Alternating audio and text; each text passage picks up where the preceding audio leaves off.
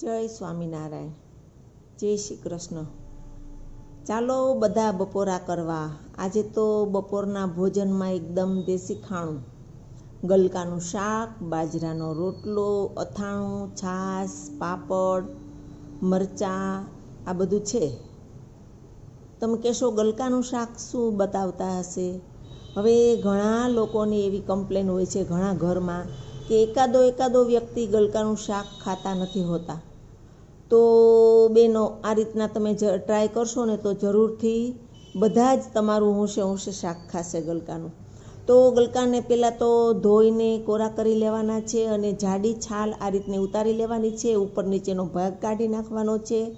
તમે જુઓ છો કે મેં આટલી બધી જાડી છાલ કાઢી છે ગલકાની।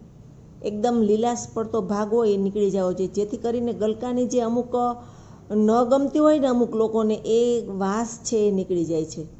પછી ગલકાને કટ કરી લેવાના છે અને ટમેટું પણ હારે જ કાપી લેવાનું છે અને કુકરમાં તેલ રેગ્યુલર જે શાકમાં મૂકતા હોય એના કરતાં થોડું એવું ચડિયાતું તેલ મૂકવાનું છે અને સામાન્ય મસાલા રાઈ, જીરું અને હિંગ, આ સિવાય કોઈ વસ્તુ મેં ગલકાના શાકમાં નાખી નથી।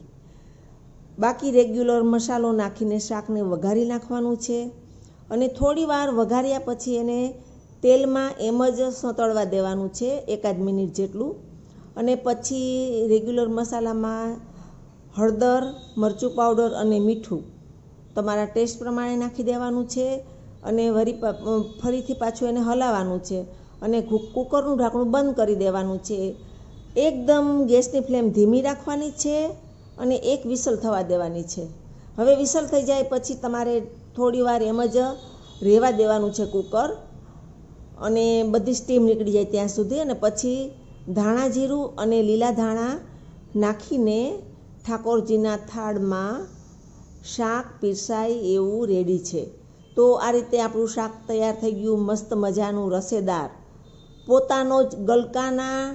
પોતાના જ પાણીનો રસો છે, ઉપરથી આપણે એક પણ બૂંદ પાણી નાખેલ નથી।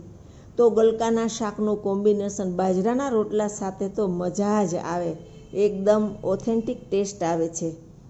તો બાજરાના રોટલા, ગલકાનું શાક, આ રીતનું મેં બપોરનું ભોજન તૈયાર કર્યું છે।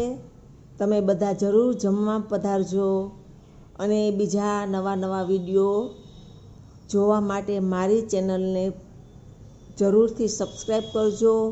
વિડીયો ગમતો હોય તો સેવ કરજો, લાઈક કરજો, શેર કરજો અને કમેન્ટ કરજો। તો આ રીતે હું નવી વાનગીઓ પીરસતી રહીશ।